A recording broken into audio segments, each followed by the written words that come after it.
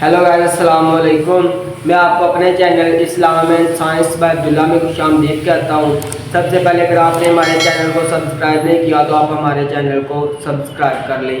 आज का जो हमारा टॉपिक है वो टॉपिक ये है कि ओजोन लेयर और इसके बारे में कुरान मजीद में क्या हवाला है।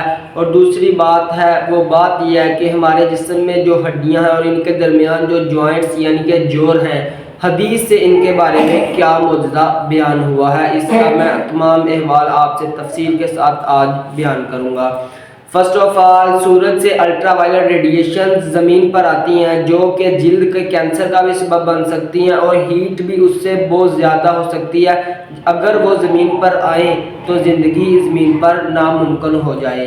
तो अल्लाह ताला ने आसमान के ऊपर ओजोन की एक लेयर बनाई है जो उन अल्ट्रा वायलेट रेडिएशंस को एब्जॉर्ब करती है ताकि वो ज़मीन पर ना आ सके और ज़मीन का टेम्परेचर जो है वो स्टेबल रहे, ताकि ज़िंदगी ज़मीन पर मुमकिन हो जाए। ये तमाम ओजोन लेयर की मरहूने मिन्नत है। अब हम देखते हैं कि सूरतुल अंबिया की आयत नंबर 32 में अल्लाह ताला इस मौजूदे को इस तरह बयान करते हैं कि हमने आसमान को एक महफूज यानी कि हिफाजती छत बनाया, इस पर भी वो इन निशानियों से मुंह फेरते हैं।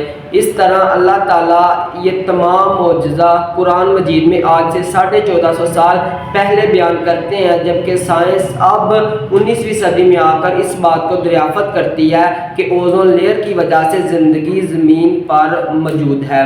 दूसरी तरफ हम देखते हैं कि इन हमारे जिस्म में 206 हड्डियां हैं। इन हड्डियों के दरमियान जॉइंट्स है, जिसे साइंस ने आज दरियाफ़त किया कि हमारी हड्डियों के दरमियान जॉइंट्स की तादाद 360 है।